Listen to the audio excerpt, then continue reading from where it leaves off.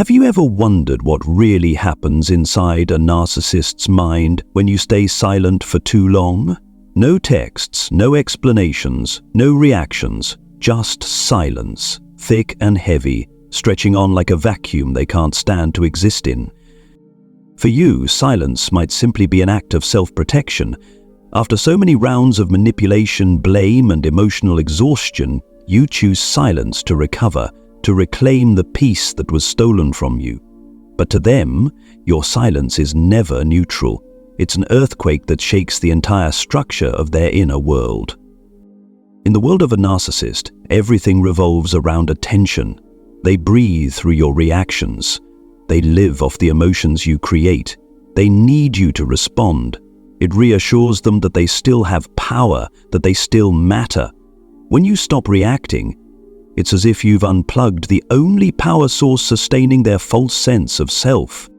Silence, in this context, isn't just the absence of sound, it's the collapse of illusion. When you don't respond, they don't just lose a person, they lose the mirror that once reflected who they believed they were. And in that moment, for the first time, they're forced to confront something they've avoided their entire lives. The emptiness within themselves. They start to unravel. Their mind becomes flooded with questions they've never had to face before. Why aren't they reacting? Why isn't the game working anymore? Why do I feel this loss of control? From there, their psyche spirals through a chain reaction: shock, panic, rage, denial, and loss. These 5 stages mark not only the end of a relationship, but also the breakdown of the illusion of power they once believed was eternal.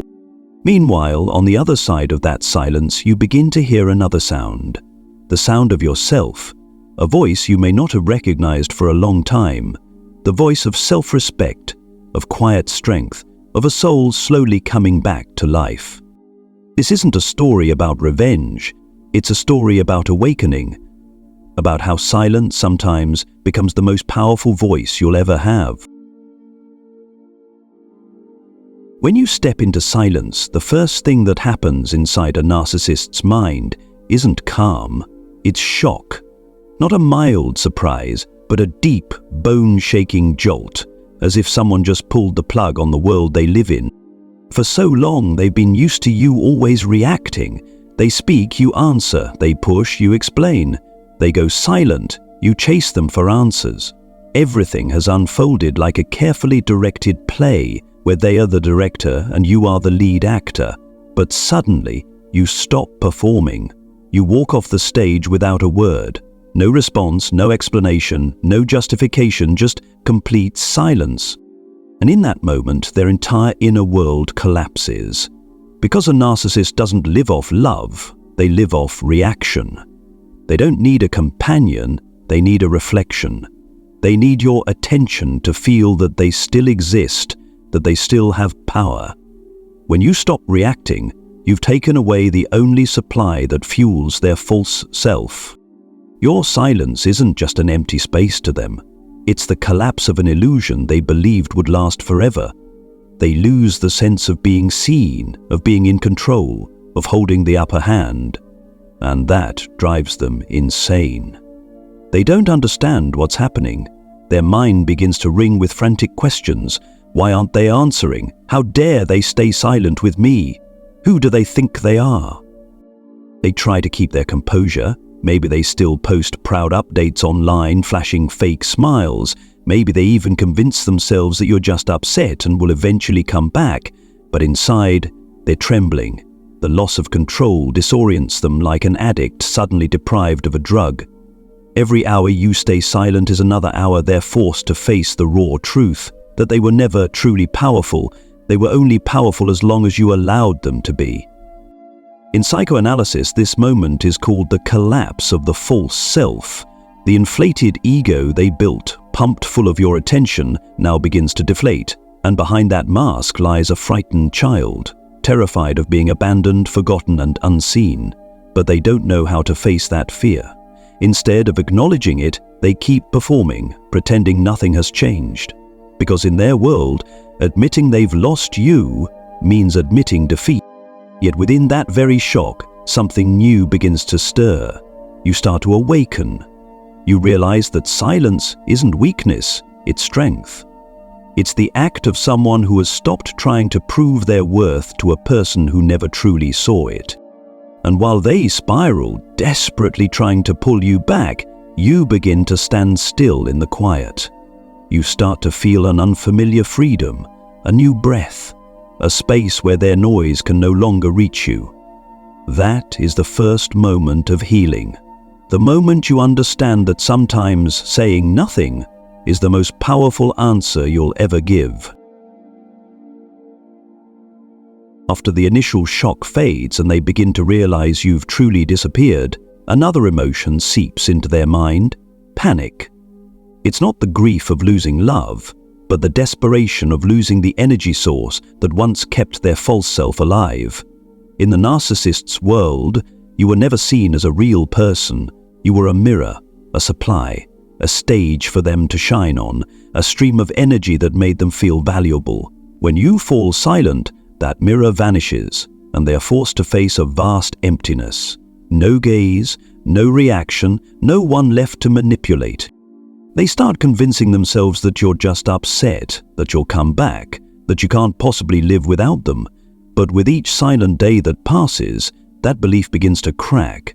Eventually, they can't stand it anymore. They need a reaction, any reaction, to prove they still have an effect on you. So they start acting out. A sudden message, just wanted to make sure you're okay, a wrong number phone call, a vague social media post meant for you to notice. If you don't respond, they shift into the role of the remorseful one. Or stage a tragic situation to awaken your pity. If that fails, they'll send mutual friends to check on you or spread rumors to force your attention. Every move has one purpose: to make you react. For them, love doesn't matter. Attention is oxygen. Whether you love or hate them, curse or forgive them, as long as you react, they feel alive in your mind. But when you remain silent, everything inside them starts to crumble. Confidence turns to insecurity, arrogance to despair. They feel themselves free-falling into an endless void where no one is watching anymore. Every hour of your silence forces them to hear the echo of the emptiness they've been running from all their lives. They grow restless, agitated, like an addict going through withdrawal. The voice in their head keeps screaming, "Why don't they need me anymore? Why aren't they reacting? Have I lost my power?" But instead of looking inward to understand, they lash outward. The more terrified they feel, the harder they try to drag you back into the old game, the world they know, the place where they once held control. When sweet words no longer work, they turn to threats. When pity fails, they try to provoke your anger. Because to them, every emotion you show, love, hate, rage, or compassion, is proof that they still have power. But this time, you're not the same person. You're no longer trapped in their chaos. You stand still, quiet, grounded, like a mirror that no longer reflects illusion but only truth. And that truth terrifies them more than anything. They begin to realize that what they've lost isn't you. It's their ability to control you. Not love, but power. Meanwhile, on the other side of that silence, you're learning how to live without reacting to everything.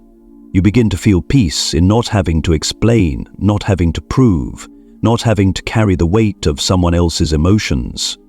Silence is no longer a weapon, it's a remedy. And while they sink deeper into panic, desperately trying to recover what's gone, you are walking out of the maze. Their chaos becomes proof of your freedom. Because sometimes their collapse isn't your loss. It's the very moment you finally begin to live. When all attempts to pull you back fail, when every message, every tactic, every apology falls into silence, the narcissist's mind shifts from panic to rage. But this isn't ordinary anger. It's not born from sadness. It's the eruption of a wounded ego. Inside their head, anger surges like molten lava.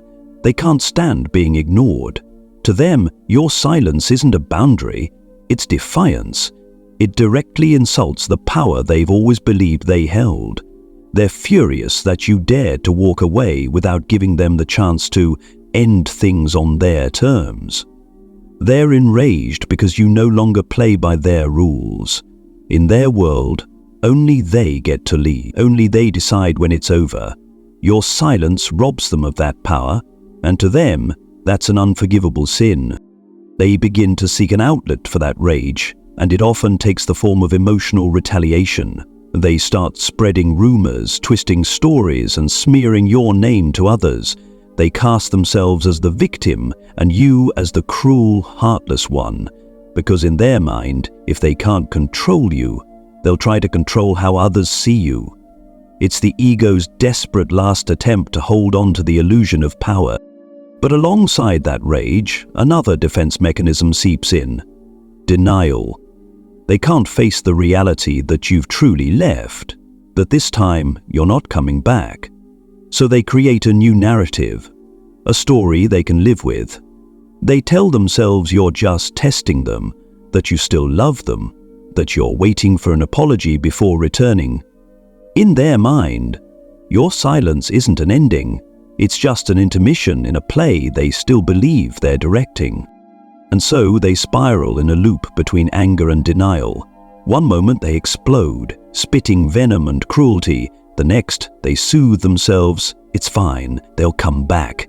Back and forth they go, swinging between fury and self-deception, between hatred and hope, between illusion and collapse.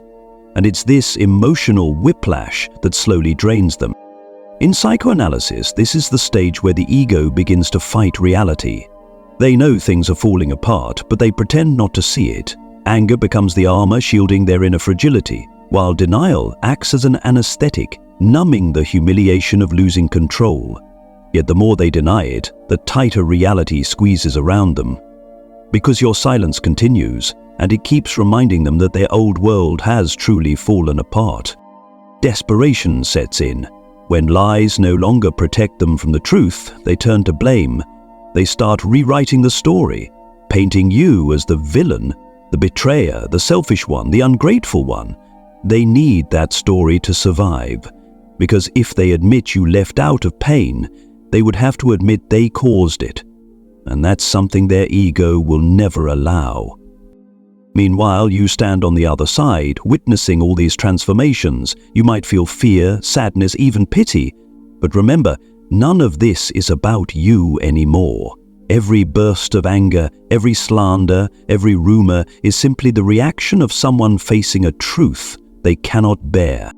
Don't chase them to explain. Don't try to prove your innocence.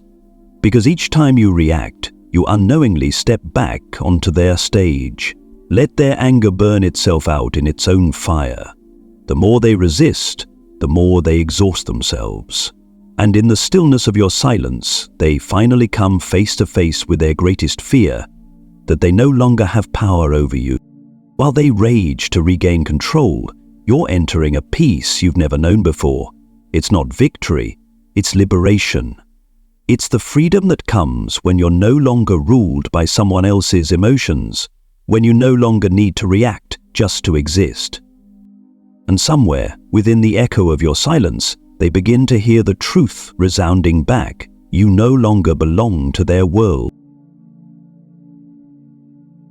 Then one day, when their anger has burned through everything around them, when their smear campaigns no longer shake you, and when every attempt to pull you back has dissolved into silence, only one thing remains inside their mind: emptiness. That is the moment when the narcissist begins, even for a fleeting instant, to feel the reality of loss. At first, they refuse to accept it. They still tell themselves that you're just testing them, that you'll come back, that you could never stay away forever. They convince themselves that you're playing a game, trying to make them feel guilty. But as time passes, those stories begin to decay. No messages, no calls, no signals from you, and then, on some quiet afternoon, when they stumble upon an old photo or hear a familiar voice, the truth pierces them like a cold blade. You're really gone. When that truth hits, it tears apart the entire illusion they've built, Because narcissists don't understand endings, they only understand repetition. They live in cycles. Idealize, devalue, discard, return. Those loops make them feel safe because they are always the one in control. But when you break the cycle, when you stay silent long enough, you shatter the psychological pattern they depend on to survive, and that's something they can't bear. Your silence forces them to face what they've spent their entire life running from, the permanence of loss. For the first time, they have to confront the reality that they cannot control everything, that someone truly can walk away, not out of hatred, but out of pain, and to them that is far more devastating than rejection. Because rejection is still a reaction, but silence, it's absolute finality. Inside them, the illusion of invincibility begins to crumble. They realize they're no longer the center of your world. There's no one left to control, no one left to dominate, no one left to validate their power. The inflated ego starts to deflate, revealing a hollow, trembling core, fragile and fading. They begin to miss you, but not out of love. They miss the reflection. They miss the feeling of being seen, of being important, of being significant. But now, all that remains is quiet. They might try to fill that void with new relationships, with public displays of happiness, with fake laughter, with photos meant to prove they're fine. But in those lonely moments, when the night falls, when there's no one left to perform for, the loss returns, raw and unescapable. They realize that the person they once took for granted is truly gone, and what hurts most isn't that you no longer love them, it's that you no longer fear them. In psychoanalysis, this is the stage of cognitive collapse, when a person is forced to confront the fact that the image they built of themselves no longer matches reality. For the narcissist, this is nearly unbearable, so they resist. They try to forget, they cling to new illusions, but deep down, they know. Something has broken. A loop they believed eternal has been shattered by you. Meanwhile, on the other side of that silence, as they wander lost in their emptiness, you begin to find clarity. You realize that what ended wasn't love, it was the illusion of power. You're no longer a character in their story, you're the author of your own. You no longer need applause, understanding, or validation. You simply need peace. And within that peace, something miraculous happens. You begin to forgive, not them, but yourself. You forgive the version of you who believed you had to explain to be understood, to endure to be loved. You forgive the times you went back because you weren't yet strong enough to leave. And now, in the still light of awareness, you know. You finally escape. As for them, though they'll never admit it, they'll forever carry a fracture within. A silence no new person can fill, a void shaped like the one who chose silence over reaction, departure over argument, and freedom over control. In the end, when all their anger has burned out, when their stories have lost their audience, and when the old cycle has truly dissolved, only two things remain: their emptiness and your freedom. The narcissist, after everything, will never admit defeat. They won't say they miss you, nor will they confess regret. They bury those feelings under layers of pride. They'll smile, act unbothered, post cheerful photos to convince the world they're happy, but behind those smiles lies a heavy silence, a truth they can never speak. You've stepped outside their power, and they will never regain it. Your silence, once mocked by them, now becomes their haunting. They may find someone new, may try to recreate the cycle with another person, but they will never again feel the same sense of control they once had over you, because deep down they know you were the one who saw through them, and the one who dared to walk away without ever looking back. That silence becomes an eternal mirror, reflecting the truth of who they are and the emptiness they've always been afraid to face. And you, after all the pain, confusion, struggle, and doubt, finally enter a different state, peace without conditions. You no longer need them to admit their wrongs, nor anyone to understand you. You only need stillness, because you've realized that silence isn't the end. It's the beginning of freedom. You start to feel your body again, your breath, your sleep. The long days of tension slowly give way to softness. No more hypervigilance, no more guessing, no more dread of a sudden message. In this new space, you realize that peace never comes from someone else changing. It comes from your choice not to participate in their chaos anymore. By staying silent long enough, you haven't just made them lose control, you've brought yourself back into your own life. You are no longer defined by reaction, by the past, or by pain. You've returned to yourself, not as the broken version, but as your whole, strong, and conscious self. In psychoanalytic terms, this is the stage of integration, the reunion with the true self. You are no longer fragmented, no longer bound to the roles of healer or victim. You simply are. A person who has walked through the long night of manipulation and emerged understanding the true strength isn't in speaking, it's in knowing when silence is enough. Meanwhile, they remain trapped in their old loops, searching for new people to fill the void, repeating the same script with different faces. Each repetition deepens their inner fracture. They don't understand that real power has never been about controlling others, but mastering oneself. And that is something they will never have. But you finally understand. Your silence is the language of freedom. It says you are no longer afraid. It says you no longer seek approval. It says you've come home to yourself, to a peace no one can take away. When you stay silent long enough, you don't just walk away from a narcissist, you walk away from the old version of yourself, the one who believed love meant losing yourself. And once you cross that threshold, you are no longer a victim, you are a survivor, an awakened soul, someone who chose light over darkness. And perhaps that is the truest victory of all. Not that they've fallen, but that you are finally free. Not that they've lost power, but that you've found your soul again,